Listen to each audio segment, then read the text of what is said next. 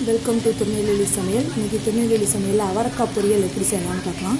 இது B complex சக்தி உடையது. Cholesterol இருக்கவங்க அவரைக்காய் பொரியல் சாப்பிட்றது ரொம்ப நல்லதுங்க. அவரைக்காய் பொரியல் செய்கிறதுக்கு இன்றைக்கி ஒரு பாத்திரத்தை எடுத்து வச்சுக்கோங்க. அதில் 2 டீஸ்பூன் எண்ணெய் ஊற்றிக்கோங்க. புளிக்கரண்டிக்கு கடுகு கருவேப்பிலை போட்டு அவரைக்காய் இன்றைக்கி நான் க்ளீன் பண்ணி எடுத்து வச்சுருக்கிறேன். இந்த அவரைக்காயும் அப்படியே போட்டுக்கலாம். போட்டு நல்லா வதக்கலாம். அவரைக்காய் ரொம்ப சத்து, சின்ன குழந்தைங்களுக்கெல்லாம் கொடுக்குறதுக்கு இந்த மாதிரி செஞ்சு கொடுக்கலாங்க.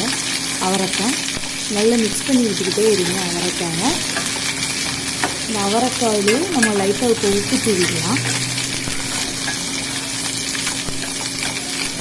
இதுலேயே மூடி வச்சு இப்படியே நாள் வேக விடலாம். நான் இன்றைக்கி இதில் தண்ணி ஊற்றி தான் நான் வேக வைக்க போகிறேன்.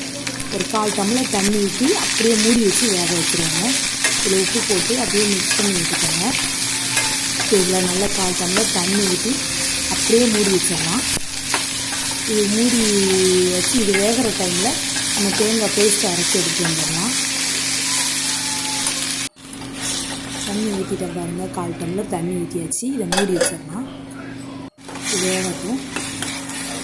பாதி வேகும் போதே மூடியை ஓப்பன் பண்ணி இன்னொரு தடவை மிக்ஸ் பண்ணி விட்டுக்கோங்க.